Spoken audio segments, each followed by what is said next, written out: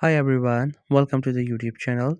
In this video, we will see how to insert table of content in Google Docs. If you have created a document and there's a lot of stuff you want to simply manage all that by adding the table of content, I'll show you how it can be done. So simply open a browser and then you have to open the Google Documents. Once the Google Documents open, then you have to open that specific document in which you want to insert the table of content. Once up there, you first have to make sure that you have labeled your headings like as heading 1, heading 2 and further.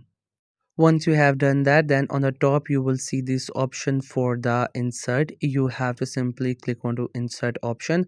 Usually the table of content was there, but they have updated, so you have to go to this option. You will see the table of content and further three different styles. You can select any one of these and then you will see it will get added.